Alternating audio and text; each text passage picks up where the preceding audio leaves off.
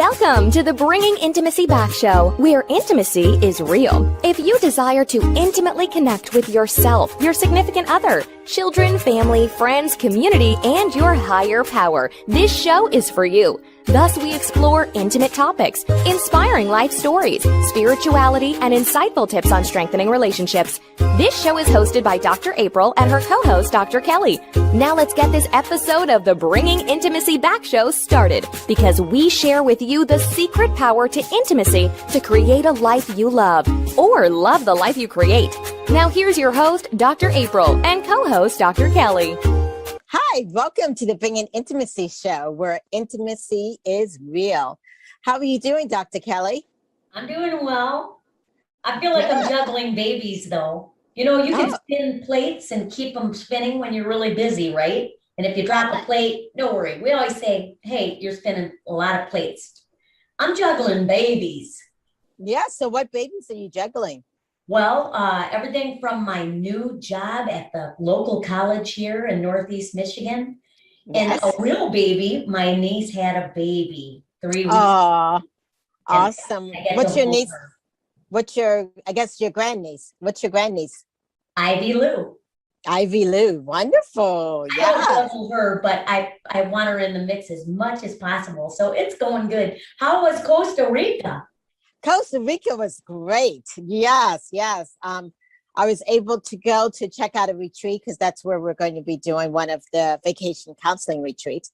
But it was so peaceful. Costa Rica is one of the safest countries in South and Central America. Oh, that's wonderful. That's good to know, since vacation counseling is going to be having a lot of retreats there. Yes. You can wake up and hear the monkeys and eat, pure food. Pure Vida is their slogan, which is pure life. You know, I know that you love nature and getting close to the earth and all of that. And so I bet you're just, you get to work in a beautiful place like that. That sounds beautiful, Dr. April. Yes. So like you, juggling a lot of different things. Oh, yeah. Yes. And how to find the time for it all. But it's been great. And I can't wait to share Costa Rica with everybody out there that's listening and stuff. So yeah, definitely. Yeah. And then my second book is coming out, and the second book is out, but the audio part is coming out soon. So that's been good. Do you have a date for that? September 1st. Wow, that's sneaking up here fast. Yes, definitely. Yes. And the other thing, of course, is that Bringing Intimacy Back is a nonprofit. Yeah, yes. I love that. And there's so many more things that we can do with Bringing Intimacy Back with the show overall and help more people with it being a nonprofit. That was a wonderful move. Yes. Because that's kind of what I want to do, is to bring more resources and information about relationships, Yeah. It really does. People need free resources. People have been hit economically through all of the changes in our society more than we could have ever guessed or imagined. So right. I'm thrilled that Bringing Intimacy Back is nonprofit now. I look forward to seeing what happens. You're on a springboard, You've been doing it for 10 years, but it's like, if it hasn't launched before, this thing is going to skyrocket. Yes, I'm excited for it. Yes, definitely. I like your passions and your mission. What is the mission of vacation counseling before we get to today's topic? What is the mission, the primary mission for vacation counseling? The primary mission of vacation counseling is to bring couples to an area where they are not stressed out about their jobs and all that kind of stuff, where they're relaxed. They can take time to enjoy one another, but also learn about themselves, because we do a lot of self-intimacy in it. Learn about each other. We create that bond of intimacy among each other. And many times it also gets spiritual. We have 2 or 3 counselors, and it is sometimes pretty intense. It's intense therapy. But when we talk about therapy, sometimes it can get intense. And with intense therapy, it is good. But sometimes, you know what? There's some people that just need a quickie. Some people need a quickie. What we're talking about today. And I look forward to getting to know Elliott Connie and what he's bringing. I did a little bit of look into that. He said he was a minimalist. I can't wait to ask him questions. Yeah, so a minimalist and a quickie. People are like, what are we talking about? To the minimum. How quick is it? We can hear him laughing.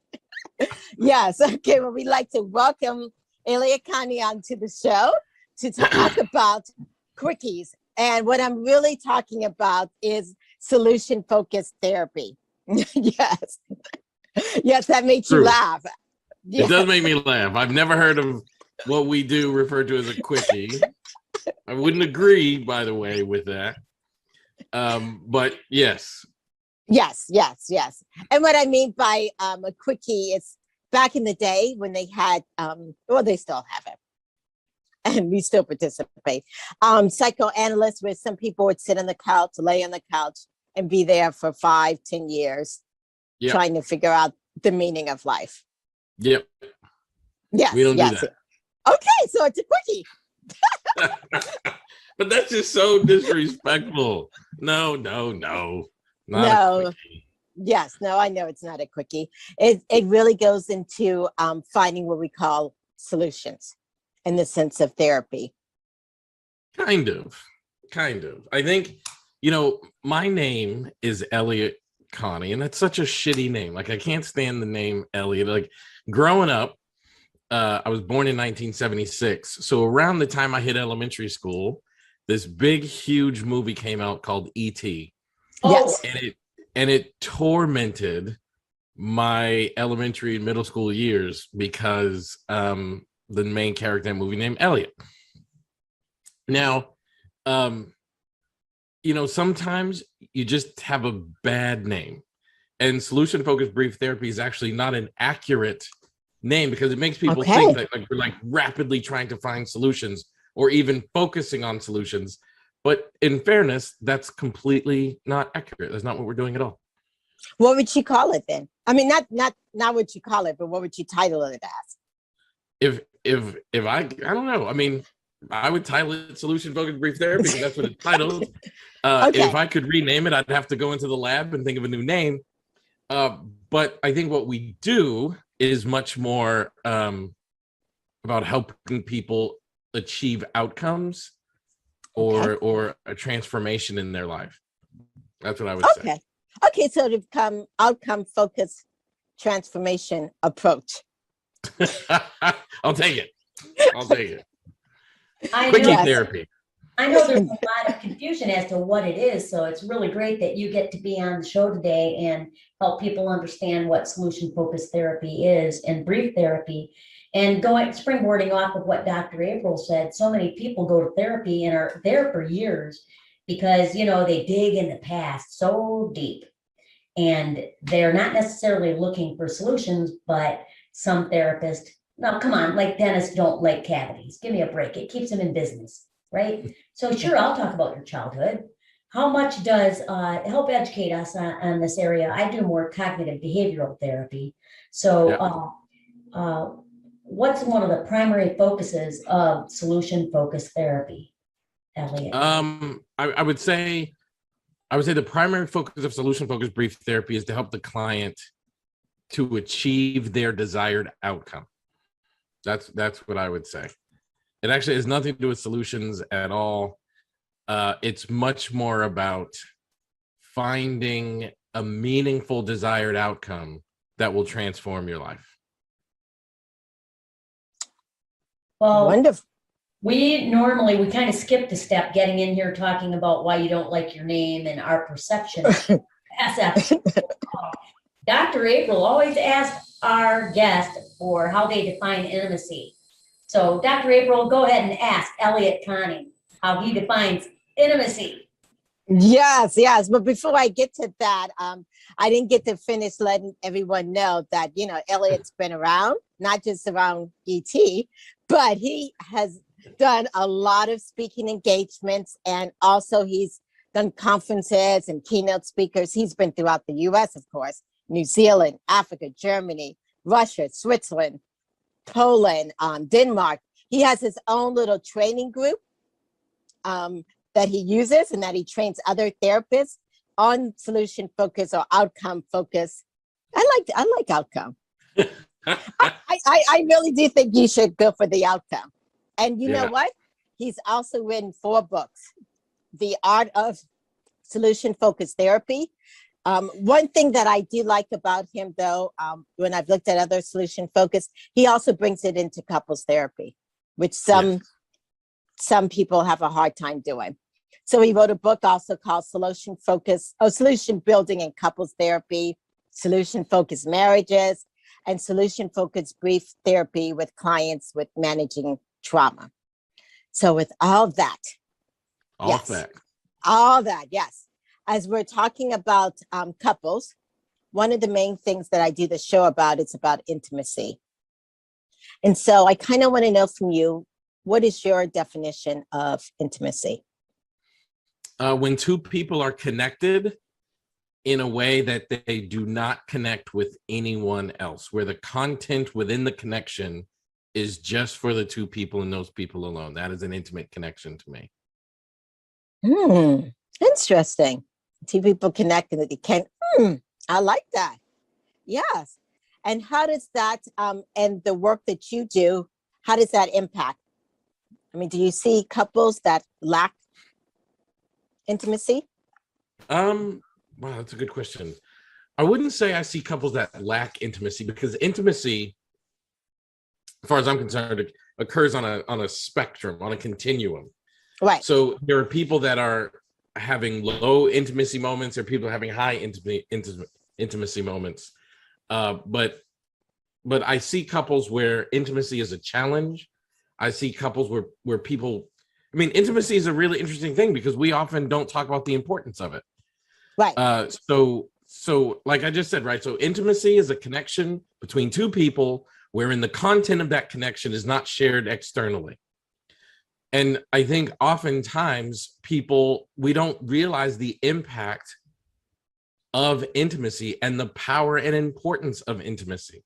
So that's why we tell secrets that we're not supposed to tell, because like I told you that intimately between you and I did not have any intention that you would take our content and share it with someone else.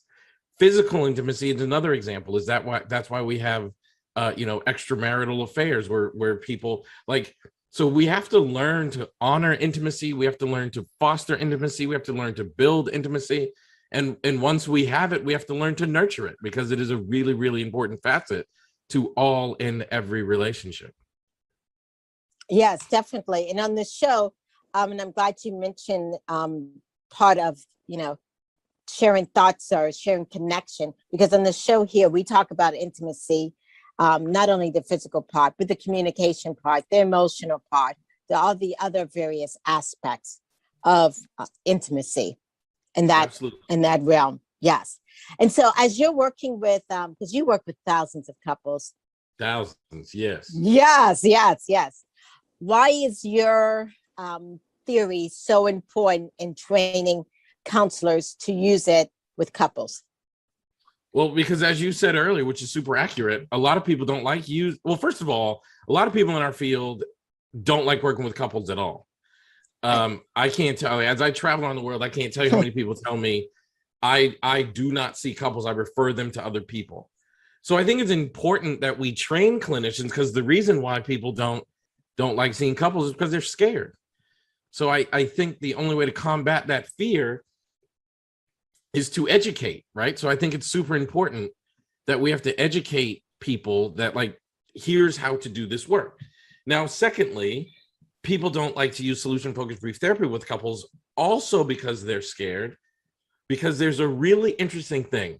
So I just said solution-focused brief therapy is about achieving an outcome. So the most common question that people have is, if I'm going to work with a couple which represents two people, what if they have different and opposing outcomes that they want to achieve? So the therapist thinks, what on earth do I do if I have an outcome-driven approach, but I have two people in front of me that have two and opposing different outcomes? And I think it's really important that we get trained, that we know exactly how to do those things.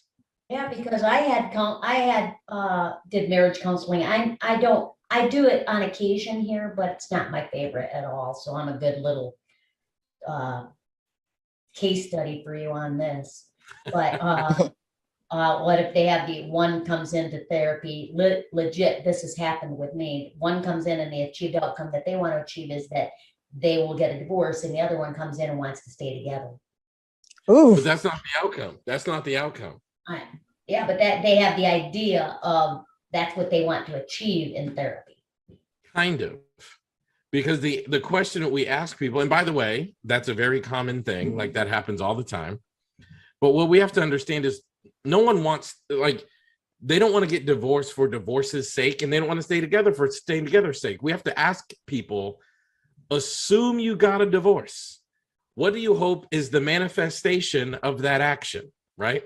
So, like, let's say after therapy, you decide to get a divorce. What do you hope happens on the other side of that? And then people say stuff like, oh my gosh, I'd finally be happy. That's the outcome. Mm-hmm. Like, divorce is just the pathway towards what they see as a way to happiness. But the outcome that people are seeking is actually happiness. It's the thing on the other side of the decision. That's the outcome. They got married to begin with, most of them, right? What's that? They got married to begin with to be happy. Yeah, but then they thinks they're not going to be happy. That's true. But then you know what happens? You got a job that stressed you out and took you away from the home. You had 3 kids and you lost connection or intimacy with your partner. You got laid off. Like, life happens, like when marriage is a really funny thing, because we sign a contract at 24 that we expect to be still reaping benefits at 54. And life often intervenes, and our job is to help people get back on track and stay on track. Okay, so we're going to take a short break. And when we come back, we're going to focus on kind of exactly what you're saying. What if you're in a marriage right now and you want the outcome to be happiness? What do you do? Where do you look? Who do you go see? That's what we're going to talk about. Yes, exactly. Elliott, and why? Okay, that's what we're going to talk about in a moment. Okay, we'll be back. Are you wanting a vacation in paradise? A vacation to rekindle the passion? A vacation without the kids? A vacation where you can learn how to communicate, where you and your partner actually hear each other and gain insight? If so, vacation counseling is your next vacation. Dr. April Brown has created vacation counseling in Southwest Florida as a perfect option for you and your partner. Our retreats are one couple at a time. We have a variety of packages available to choose from, including virtual couples retreats. If you and your partner are interested in the vacation counseling, please visit us at vacationcounseling.com for more information on pricing and packages. Also, follow us on Instagram and Facebook. To keep track of the latest news, stories, activities, or coupons on vacation counseling and Dr. April's other services, we encourage you to sign up to receive a monthly newsletter called Intimate Connections at draprilbrown.com. Remember, if you and your partner are struggling with communication and intimacy, and you all are looking for a retreat to connect, vacation counseling can be your next vacation in Southwest Florida.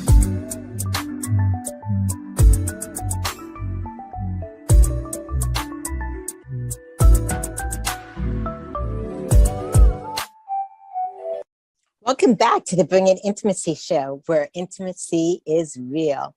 We're here with Elliott Connie talking about solution focus, which is what we now are calling or focusing on is the outcome. Focusing on the outcome, yeah. Yes. So for people out there that are struggling, because even in this last year, there are so many people who are struggling with COVID, financial loss, all this extra stress that is causing, of course, a lot of relationships to break apart, because each person it's COVID and all this other stuff, it's been traumatic. So kind of basically, even in your book, Solution Focused Brief Therapy with Clients with Trauma, what do you do in those situations? What? As the couple, or what do I do as a professional? As the couple, okay. So there's a couple things that you have to do. Number one is stay connected to your partner as your partner. As we age and we mature through life, we have a tendency to fall into our other roles, like parent, professional, or whatever. You have to stay connected to your partner as your partner. Now, in the past year and a half, when we've been dealing with this pandemic, we have taken on roles that we didn't intend to.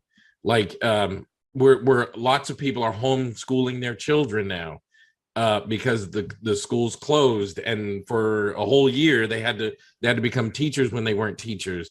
A lot of people are working from home, and it's so crazy because we went from being a very mobile society to now we're all in the house all day, every day. And it's really important that you attend to your partner even in the midst of the chaos. Now, the biggest mistake that couples make is they say stuff like, I feel disconnected from my partner and I'm going to take a vacation to get reconnected to my partner.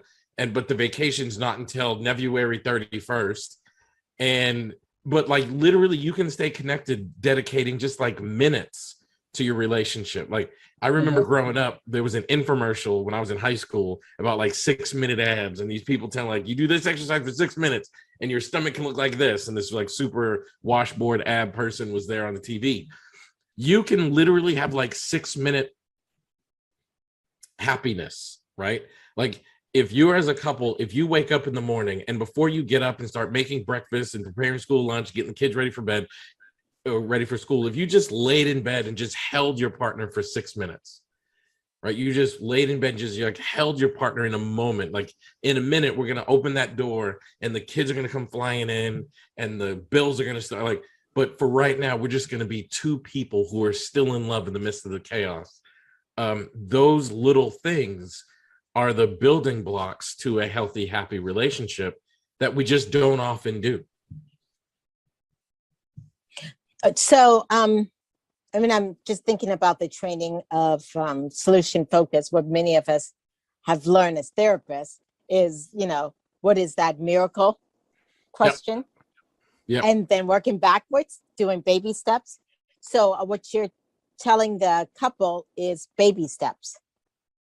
Well, what I would tell the couple would be educated, nuanced steps. Okay. Like when I think of,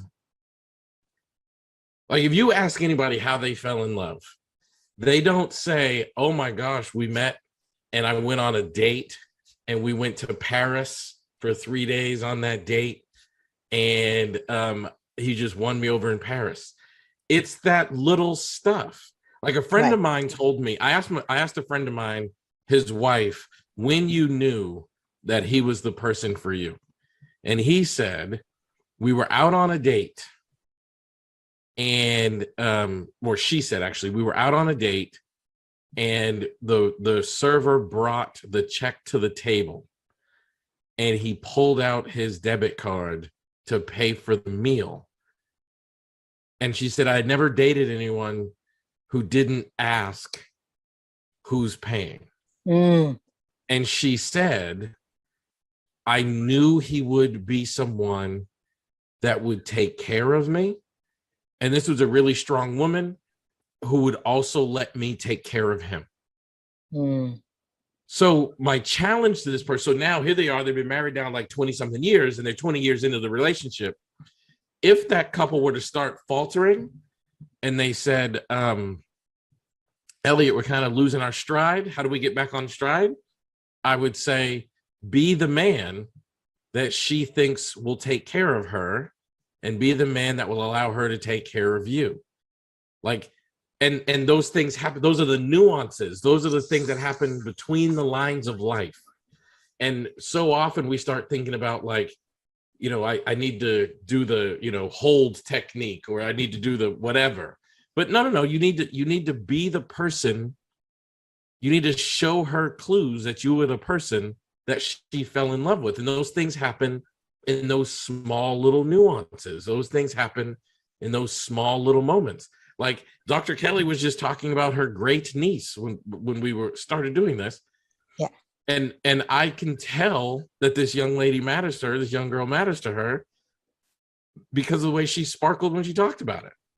Like, it's that little stuff. It has nothing to do with how many diapers she changes or how many bibs like, actually, that stuff doesn't really matter. That's not evidence of love or good aunting, if you will.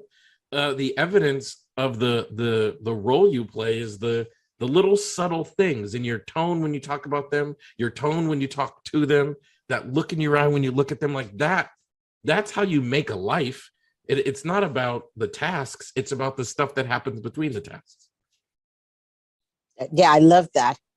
Those the nuances also is where sometimes in relationships, people can feel duped because they originally bought this is who this person is. And if the person changes and then they start to not pull out the debit cards, or they start to not pay, and it becomes, the arguments become about finances, then that individual can feel like, hey, wait a minute, this isn't what I thought would happen. So let's say, Elliott and Dr. April, you could speak into it also if you have a thought, with a couple who fell in love with this idea of this person, this is who they presented when the first 5 years, and then something changes. What advice would you give them? Change back. Change back. Yeah, because like if someone, well, first of all, I'm supposed to change. I don't know about you guys, but I'm 44 Yes. years old. Yes. I am not the same dude I was when I was 24 years old. So yes. So, but I have to show my partner that the person you fell in love with is still in there, and the change isn't a change that's bad for you. Like, I've got to bring my partner along with my changes. And as you're saying, like, sometimes we forget to do that. And I think we have to go remind them. Like, we have to go and get them, right? We have to go and kind of connect with our partners and let them know this change is actually a good change, and I'm gonna go and demonstrate that to you. Yes. And with that change that you just talked about, because I know you have a approach called the diamond approach. Can you explain how that works? Yeah, so solution focused brief therapy is actually really challenging to teach because it's not really technique heavy. Right. So some of my friends are some really prominent CBT therapists, and their approach to psychotherapy is a lot easier to teach because it's very technique heavy. Go into your session, do this. If the client responds like this, do this. Like, it's a very kind of regimented way of doing therapy, which is why CBT lends itself quite well to curriculums, because you can follow the plan. Solution focused brief therapy is more, relies on the creativity of the therapist. So the diamond approach is a map that my colleague and I, Dr. Adam Frower, created that serves as a roadmap on how to navigate your way through solution focused conversations. Okay. Any facets of a relationship, or the facets of communication, or the facets of what? No, you know what? It's interesting because it's not necessarily about it's not necessarily about the client content. It's about the professional's thinking, because like, you should be doing therapy thinking about what desired outcome is this client or couple or family or teen or whatever here to achieve.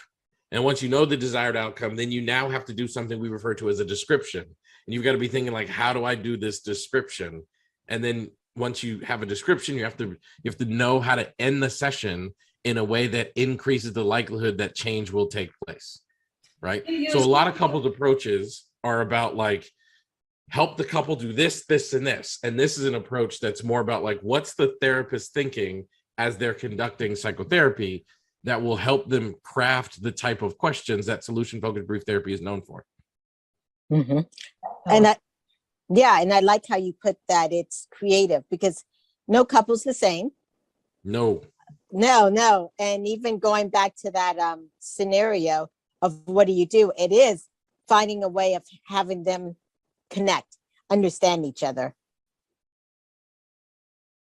in the sense of them moving forward.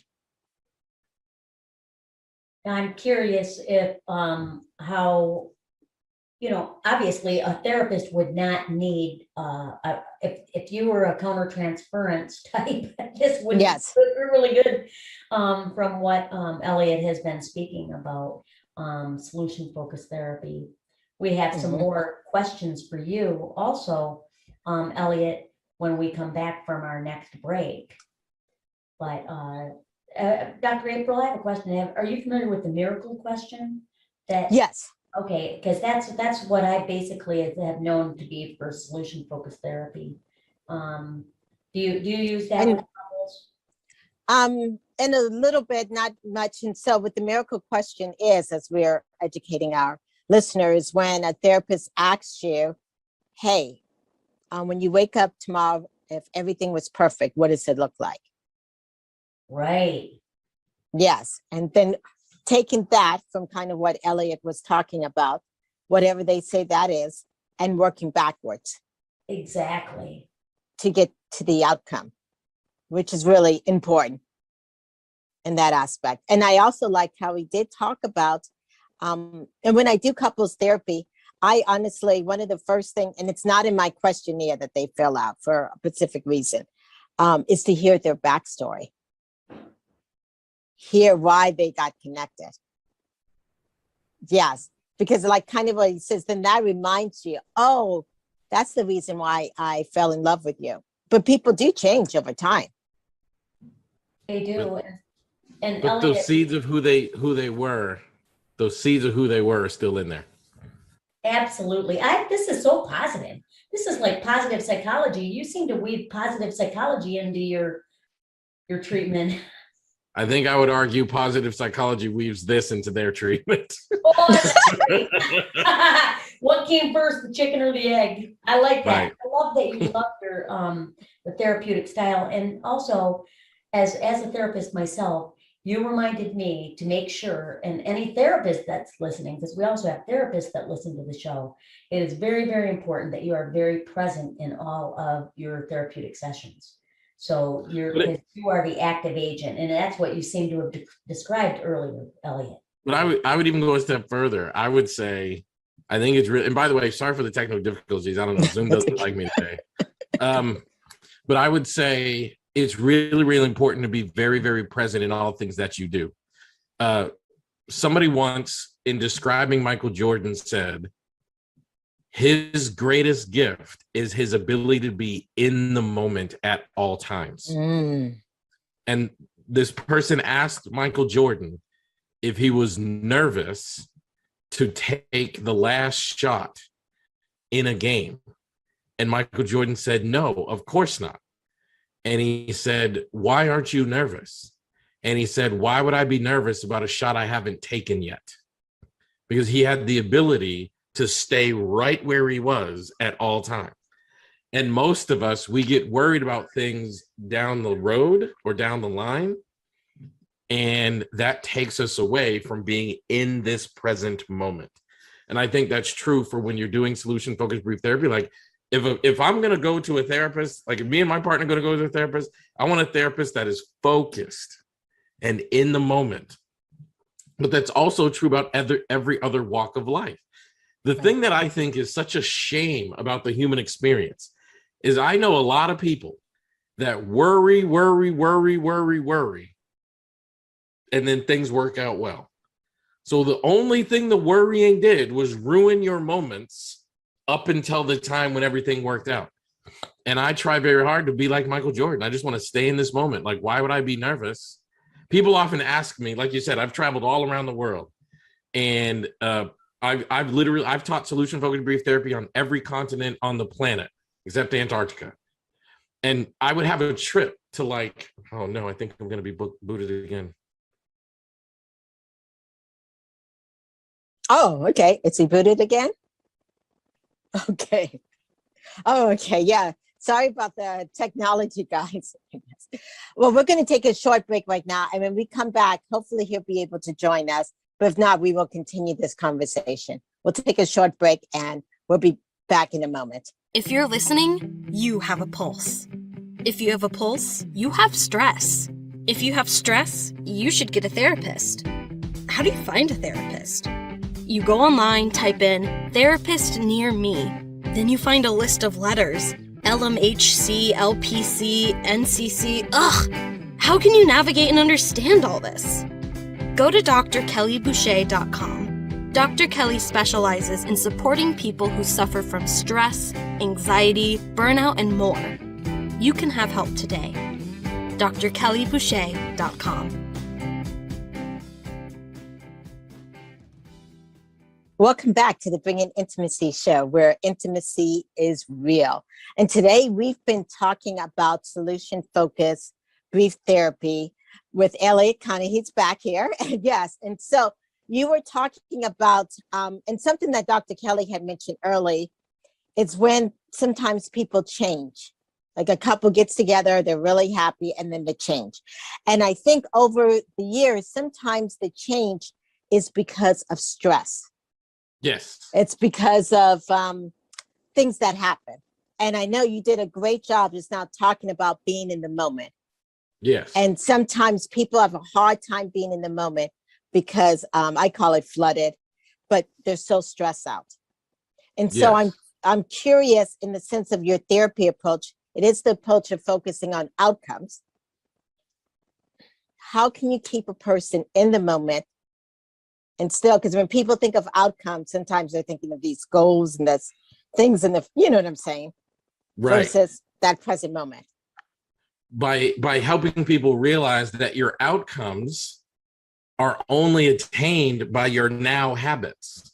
So like, I'm not really, it's not just about outcomes. It's also about the version of yourself that you are right now that is either congruent to the manifestation of that outcome or not. So once we have an outcome, then we can now really hone in on your daily, hourly, minute by minute habits that make it more likely that you will achieve that outcome or less likely that you will achieve that outcome. Like So an example is when I was younger, I wanted to be a professional baseball player. I was really good at baseball as a youth, wanted to be a professional baseball player. So that outcome that I wanted to have impacted my moment by moment decisions. So in high school, when some of my friends were like, hey, we're skipping school and we're going to go to a party, I'd be like, no. Future professional baseball players don't do that. So I'm going to stay in school. So when my friends asked me to drink or smoke, I was like, no. Future professional baseball players don't do this. So my dreamed for future had a significant impact in the way I lived my life moment by moment. And then this can't keep happening. I know, because I just had a great question to ask you.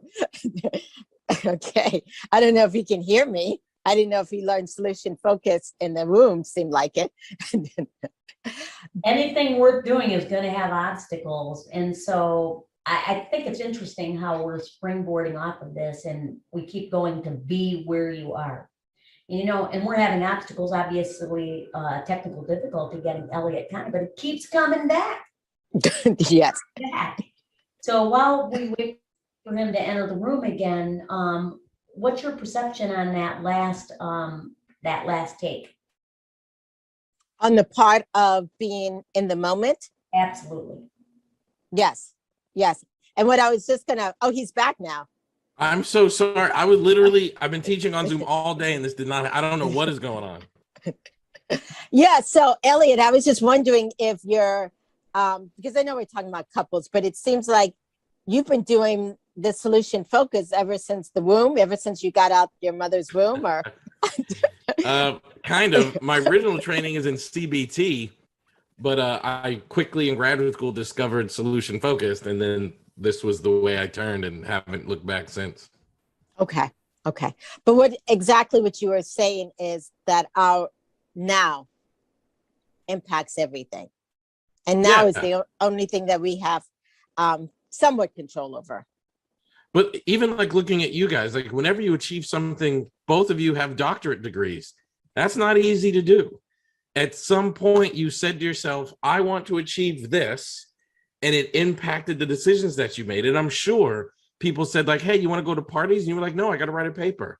Or people said, hey, you want to go do this cool thing? You're like, no, I got to study for this exam. And your moment to moment decisions are what helped you become so high level educated. I think one of the biggest things that gets in the way of people is we don't have an outcome that we're focused on. So thus we're not making moment to moment decisions from an anchor point. That is definitely true. And you're right. In some, and especially in dealing with relationships, they just think, or if you're in a marriage, that it doesn't require any work. Right. That's right. Right. And we don't even think about it. But I've got to be thinking, what kind of marriage do I want to be in? What do I want my partner to experience? And how do I make that happen? I got to be thinking about those things, because that's going to impact my moment to moment decisions. Mm-hmm. How would you suggest, in fact, I saw a question earlier from a listener, but how do you keep that in the forefront when there's so many other stressors in life? How do you However keep that? However you need to. Some people write it down. Some people have daily mantras. Some people meditate, but you keep it in the forefront the same way you keep everything. Like, how do you remember that it's important to raise your children? You know what I mean? Like, you keep the importance of in the forefront, however you need to do so. And it's different for everybody, but it's really, really important that you keep, like somebody said, the main thing is to keep the main thing the main thing. So it's really, really important to, like, once you decide, like, here's the kind of relationship I want, here's what I want my partner to experience, you just keep that stuff in the forefront, however you keep important things important. May I ask you, how does spirituality show up in your therapy, in the SFT therapy? Yeah, it's so interesting you asked that, because Dr. Frower and I were just talking about that this past weekend, and that varies based upon the clinician. I happen to be a spiritual person, and so my spiritual beliefs, my spirituality, I shouldn't say spiritual beliefs, but my faith guides almost everything that I do. So that includes psychotherapy, but it doesn't show up in therapy. Like, I don't talk about faith in therapy unless my client brings it up, or I don't teach my client the Bible or anything like that. But I'm a person of faith, so my faith shows up in how I live my life, up to and including how I do therapy. Okay, so to answer a question, like you said, it depends on the therapist. Yep. Okay, and also, of course, the client. Sure. Yep. Okay. All right. And the thing that I like about solution focused brief therapy is also, it's not just done in session. It's done throughout day to day. Yeah, I would say most of the work happens between sessions, actually. Okay. Yeah. What's Yes. an example of homework that you would give a couple? Let's say they're having intimacy issues, with sexual intimacy issues within their marriage. What type of homework would you use for SFT? Kelly, I'm going to blow your mind and tell you that we don't give homework in SFT. What? How do you do it in between sessions? You're being in the moment. You're being in the moment. Well, yes. Maybe it'll work for me then. Yeah, we don't give tasks No or task. homework in. Do you have unconditional positive regard also in SFT? I'm really in. No. No, not in an overt way. So not in an overt way. Client if they have irrational thinking. You can what? Say that again. Correct the client if their thinking is irrational or not. No, because my argument would be, how would I know their thinking is irrational? Right. Wow, I might have to do some reading of Elliott Connie's books. I told you, I'm about to blow your mind. Like, we Yes. do not give homework.